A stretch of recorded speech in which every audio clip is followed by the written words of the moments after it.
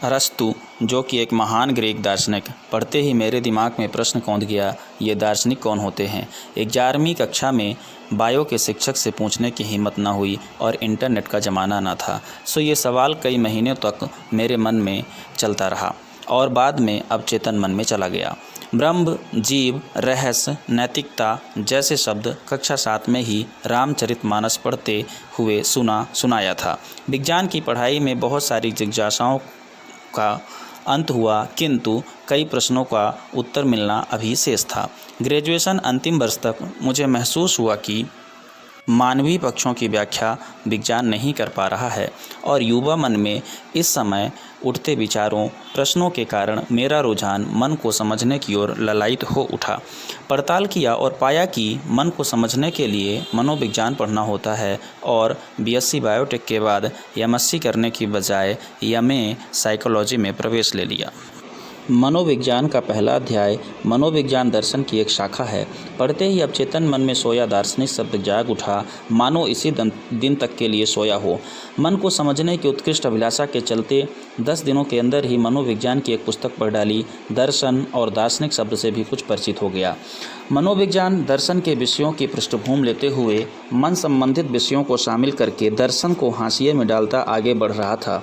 किनारे किए गए इन विषयों से प्रश्नों की ज्वाला मेरे मन में ऐसे उठी कि 2 वर्ष के पहले ही साइकोलॉजी छोड़ फिलॉसफी पढ़ने को आतुर हो उठा। दर्शन की ओर उन्मुखता एवं यूपीएससी की तैयारी का प्रादुर्भाव एक ही तीव्रता के साथ एक ही साथ हुआ था।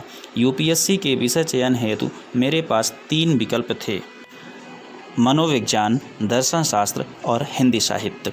मनोविज्ञान को खारिज करना मेरे लिए आसान था। हिंदी और दर्शन में द्वंद्व भारी था। हिंदी साहित्य से मेरा भावनात्मक लगाव कक्षा 10 से तब हुआ जब मैंने कविताएं लिखना प्रारंभ किया। मैं अब दर्शन पढ़ना चाहता था, लेकिन अभी तक पढ़ा विज्ञान व मनोविज्ञान था और भावनात्मक लगाव हिंदी से था।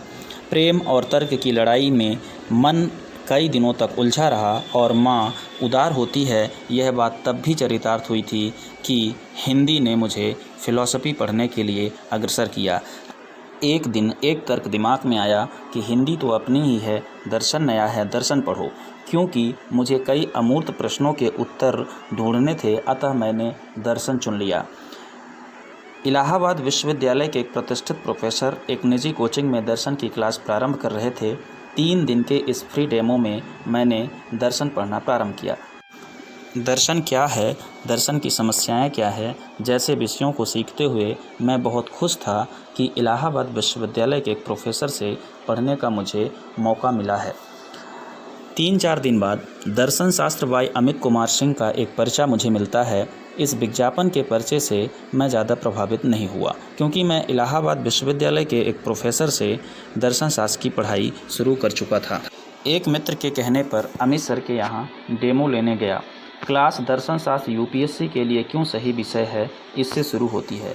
3-4 घंटों की क्लास कब समाप्त हो गई मुझे पता ही न चला। पहली बार इतनी लंबी एक ही विषय की क्लास लिया। इतने स्पष्ट, इतने सरल और सहज प्रभावी तरीके से व्याख्या मैंने अब तक नहीं सुना था। मैं इस क्लास से इतना खुश था कि एयू के प्रोफेसर से पढ़ने का गर्व और मोह भूलकर अमित सर से पढ़ने लगा और अपने मित्र को धन्यवाद दिया। मेरे ऊपर अमित सर के व्यक्तित्व, पाश्चात्य दर्शन, समाज, राजनीतिक दर्शन का काफ़ी प्रभाव पड़ा।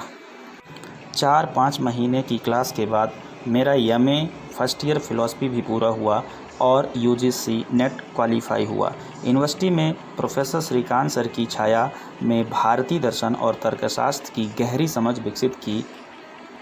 हिंदी, विज्ञान, मनोविज्ञान, सामान्य अध्ययन पढ़कर भी मेरे जिन प्रश्नों का उत्तर कभी न मिला, दर्शन शास्त्र ने काफ़ी हद तक उन्हें उत्तरित किया। किंतु नए प्रश्नों की नई टहनियाँ भी फूटने लगीं।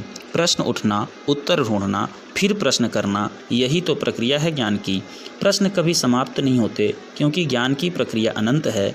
ज्ञान के क्षेत्र में अंतिम जैसे शब्द की कल्पना नहीं, किंतु जितना आज तक अंतिम है वह दर्शन शास्त्र से परे नहीं है।